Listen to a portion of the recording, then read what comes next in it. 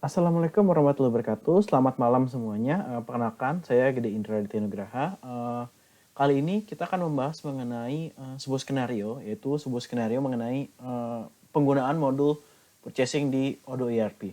Nah, modul purchasing itu sendiri dapat kita akses melalui menu berikut. Nah, di sini kita klik modul purchase itu sendiri. Nah, jadi kita akan melakukan suatu proses bisnis di modul purchase ini. Nah, apa sih skenario yang kita lakukan di purchase ini? Nah, berikut skenarionya.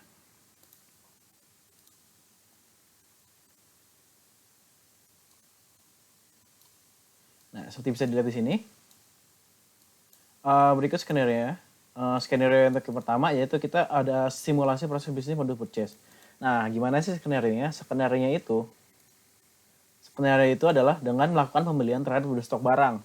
Yang pertama yaitu acoustic block screens dan office chair. Nah, ini kita belinya kemana? Kita belinya kepada vendor yang sudah ada, yaitu vendor Azure Interior. Karena kita sudah menggunakan sudah menggunakan data sebelumnya, data yang sudah ada, data demo. Nah, sebelum kita melakukan skenario ini, ada beberapa hal yang perlu dipersiapkan untuk menunjang proses bisnis yang akan kita lakukan. Nah, di sini ada 3 yang akan kita lakukan. Yang pertama, akun employee. Nah, di sini maksudnya satu akun employee yang dimana dia adalah karyawan purchasing department adalah suatu user yang di sini di Odoo-nya sendiri itu di sini. Nanti kita di sini kan kita masih login sebagai admin. Nah, maksudnya dari yang di sini tadi, maksudnya yang di satu akun employee ini adalah kita menambahkan suatu user yang fungsinya bukan sebagai admin tapi sebagai sebagai purchase employee. Oke, sekarang pertama berarti kita mulai dengan mempersiapkan satu akun employee ini, yaitu menambahkan user yang merupakan sebuah karyawan purchasing department. Nah, langkahnya adalah, jadi kita pertama kita ke settings. Setelah kita ke settings,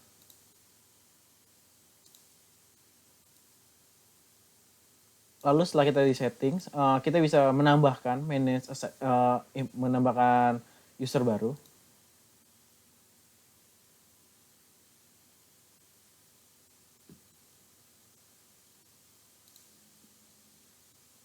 Nah, ini kita bisa membuat create user baru.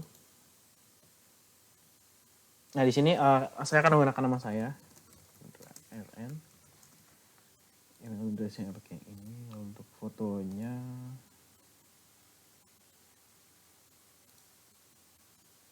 fotonya, sebentar saya masukkan sendiri.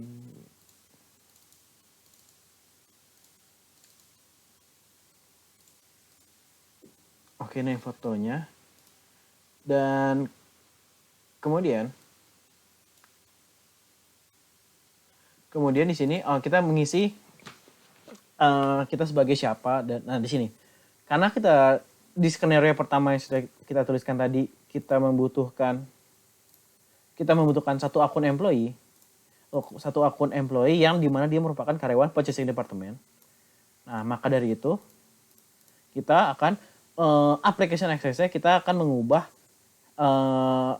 dari yang semuanya bisa dilakukan hanya bisa dilakukan pada purchase department itu sendiri, sehingga kita menghilangkan authority-nya dari modul-modul lainnya, yang dimana kita hanya menyisakan purchase department sebagai sebagai usernya. User di sini adalah karyawannya. Nah, jadi caranya adalah seperti ini, yaitu menghilangkan tadi keseluruhan akses kepada seluruh modulnya dan hanya menyisakan di modul purchase sebagai user gitu. Karena di sini user itu maksudnya adalah karyawan yang di sini akun employee atau karyawan purchasing department. Oke, berarti sekarang kita akan membuat user tersebut dulu.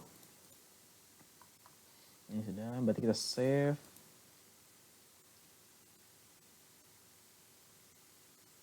Oh, ada error sebentar. Oh, emailnya sama. Sebentar, berarti pakai email lain.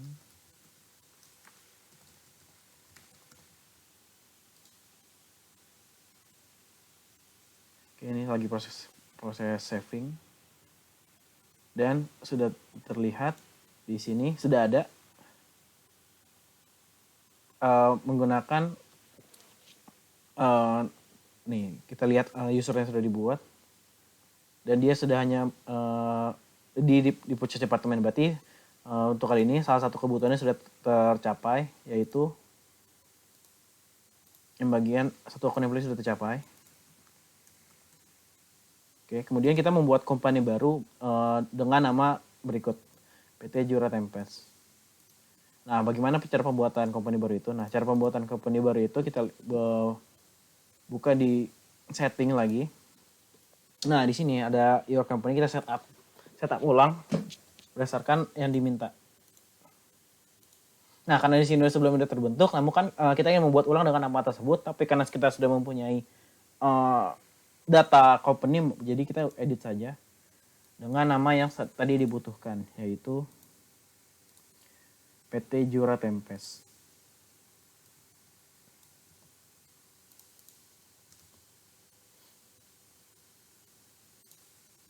Oke, kita lanjut mengisi informasi mengenai company baru ini. Nah, alamatnya kita ganti sesuai dengan kebutuhan. Oke, setelah itu kita save saja.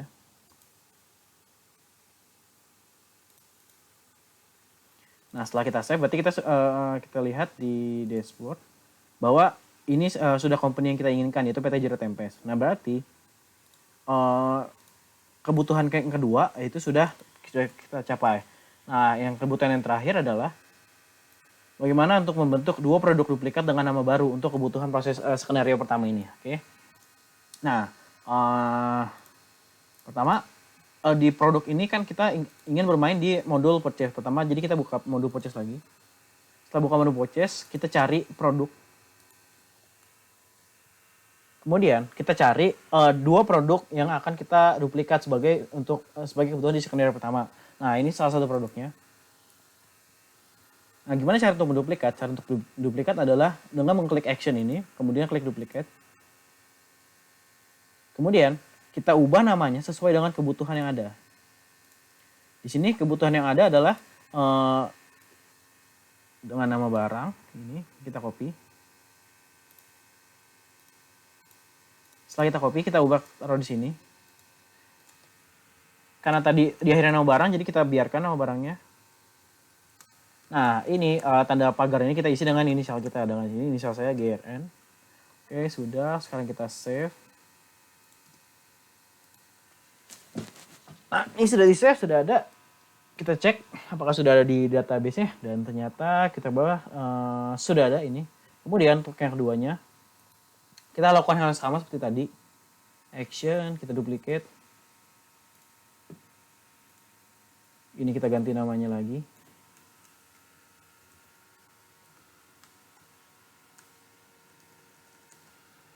Ini kita buat jadi GIRN. Oke, kita save. Dan dapat kita lihat dua barang yang duplikat sudah ada, jadi kebutuhan untuk yang keduanya sudah tercapai. Jadi kebutuhan untuk keduanya kita lihat sudah tercapai ya. Jadi 3 kebutuhan yang tadi kita sebelumnya belum tercapai, semua sudah tercapai. Oke, sekarang kita lanjut. Sekarang kita lanjut ke bagian skenario, langkah-langkah untuk mengerjakan skenario satu itu sendiri. Oke, sekarang kita lihat langkah-langkahnya. Nah, di sini langkah pertama yaitu membuka modul purchase. Yang sebenarnya di sini tuh ini sudah merupakan modul purchase. Ini sudah merupakan modul purchase tapi belum halaman utamanya. Jadi kita buka halaman utamanya. Nah, ini halaman utamanya. Kemudian untuk langkah keduanya kita ganti user jadi user karyawan purchasing department. Kenapa kita harus ganti user? Karena kita ingin menjalankan skenario pertama, yaitu melakukan proses bisnis pembelian barang yang dilakukan oleh karyawan purchasing department. Jadi kita harus mengganti usernya. Nah, bagaimana cara mengganti user? Cara mengganti user adalah seperti ini.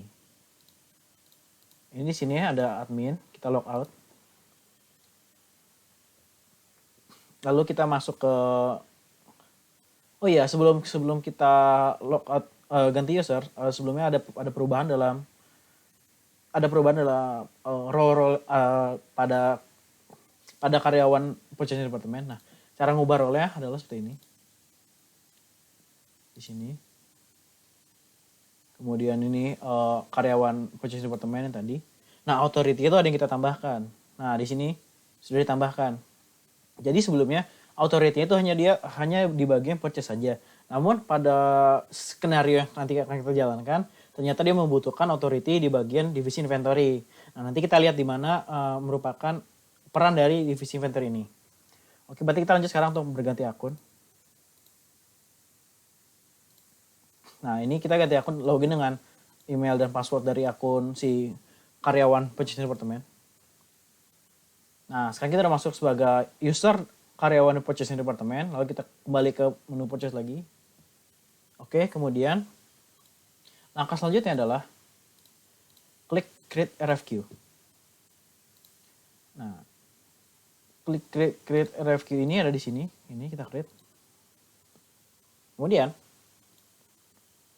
angka keempatnya isi vendor. Nah, vendor ini yang mana sih vendornya? Nah, vendornya itu dilihat dari pembukaan dari skenario ini. Kita ingin melakukan pembelian terhadap 2 stok barang kepada Azure Interior. Nah, ini tuh vendor yang akan kita pilih. Oke. Kita menjalankan step keempat, isi vendor. Nah, di sini isi vendor kita pilih vendor siapa. Nah, yaitu vendornya Azure Interior. Kemudian langkah selanjutnya adalah 5. Isi barang yang ingin dibeli. Nah, barang yang dibeli seperti yang kita lihat di pendahuluannya, kita ingin membeli 2 stok barang, yaitu akustik blue screen dan office chair, yang dimana barang-barang ini adalah barang-barang yang kita sudah ubah penamaannya menjadi menggunakan inisial kita. Oke. Berarti sekarang kita isi barang yang akan kita ingin beli. Ini kita isi dengan cara add line, terus cari produknya. Tapi karena ini hanya beberapa, kita menggunakan search more. Kemudian cari barang yang sudah inisial kita, yaitu yang ini. Inisial saya GRN. Kemudian isi kuantitinya yaitu 10 dan unit price sudah sesuai 10 juta. Kemudian tambahkan 1 barang lagi. Misalnya sama, search more. Kemudian cari yang sesuai inisial kita, fish share. Kuantitinya 10 dan harganya juga sama, yaitu 500.000. Dan totalnya adalah 15 juta. Lalu kita lihat langkah selanjutnya adalah 6. Kirim RFQ ke vendor. Nah, untuk yang ini, gimana cara kirim RFQ ke vendor? Caranya adalah ini send by email. Jadi send by email adalah ini kan pembuatan RFQ untuk ke vendor. Nah, ketika kita klik send by email, ini otomatis akan mengirimkan RFQ yang sudah kita setujui ini ke vendornya, yaitu Azure Interior. Oke, sekarang kita kirim emailnya. Nah, sebelum kita kirim email, Odoo ERP sendiri akan mengeluarkan template-nya untuk seperti apa, header-nya, pesannya, dan bagaimana. Nah, di sini kita bisa menambahkan sesuatu. Misalnya, good night. Atau best regards, menambahkan nama kita, Gede Indra. Atau enggak, di dalamnya juga bisa kita tambahkan, bla bla bla bla. Tapi untuk ke sini kita ikuti saja. Nah, ini untuk send.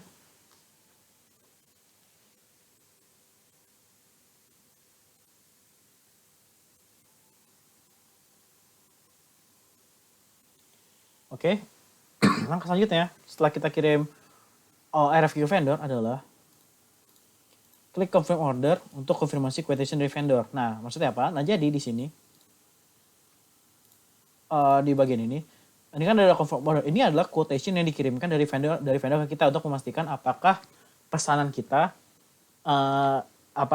sudah sesuai. Nah, maksudnya sesuai itu dia kan mendapatkan request for quotation dari kita nih.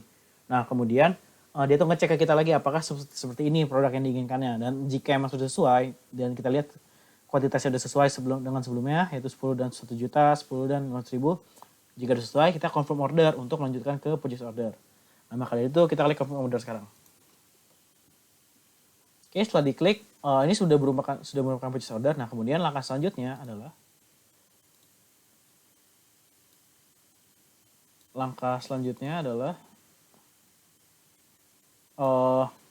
kita akan mengklik retrieve product untuk menerima barang dari vendor. Nah, di sini ada klik retrieve product untuk menerima barang dari vendor. Seperti yang tadi saya bilang, peran dari divisi inventory itu kan tadi penting. Makanya kita mengubah dari yang tadi ada authority menjadi user. Nah, peran divisi inventory tersebut berada di sini karena divisi inventory berfungsi untuk menerima produk dari vendor itu sendiri. Jadi jika tadi kita tidak mengubah authority yang menjadi user, nah selanjutnya dari retrieve product ini tidak akan ada validate. Nah, jadi kan kita klik retrieve product untuk menerimanya. Nah, ada kata validate nih. Nah, jika tadi kita nggak mengganti otoritasnya menjadi user di inventory. Nah, validate ini nggak ada karena dia tidak bisa menerima barang dari vendor itu ke kita. Jadi kita nggak bisa menerima barangnya, oke? Jika sudah, nah tahap selanjutnya adalah yang tahap 9 adalah klik validate untuk validasi jumlah barang yang ingin dikirimkan. Nah, jadi di sini kita sebagai divisi inventory kita akan melakukan validasi apakah yang sudah kita inginkan sesuai. Nah, di sini ada produk ini. Jadi kan kita tadi dua produk ini dan yang kita minta tuh 10 dan 10 dan dannya masih 0. Kenapa? Karena kita belum melakukan validasi untuk pengiriman produk. Nah, jadi kita klik validate jika initial demand-nya udah sesuai nih 10 dan 10, oke? Nah, karena kita di sini udah sesuai dengan sebelumnya, kita klik validate. Ini kita apply karena kita akan emang belum ada dikirimkan, tapi kita akan jika kita klik apply akan dikirimkan semuanya. Jadi kita klik apply. Nah, oke. Jadi langkah selanjutnya adalah, jadi langkah selanjutnya adalah ini nomor 10, memastikan initial demand dan sudah sama jumlahnya. Nah, sini kita bisa lihat, nyata initial demand sama dan jumlahnya sudah sama, yang berarti barang dari vendor sudah kita terima di inventory kita. Nah, apakah sudah benar-benar diterima? Sekarang kita cek. Jadi langkah berikutnya yaitu langkah 11, yaitu langkah 11 mengecek kolom receive quantity pada purchase order. Nah, kita ceknya di mana ya? Kita ceknya di sini. Nih. Kita klik purchase order ya. Nah, lalu kita lihat kuantitinya yang tadi kita minta 10 dan sebelumnya receive quantity-nya itu masih 0 kan. Nah, sekarang setelah kita menerima barang dari dari vendor, receive quantity-nya itu 10. Jadi sudah benar kita memintanya 10 dan kita menerima barang itu 10. Jadi skenario 1 ini sudah terjalankan dengan lancar, yaitu kita mintanya sudah 10 dan menerima 10. Jadi sudah sesuai dengan skenario-nya. Ya, oke, untuk skenario 1 sekian dari saya. Apabila ada kesalahan dalam penyampaian kata atau kurang jelas, mohon maaf. Assalamualaikum warahmatullahi wabarakatuh dan selamat malam.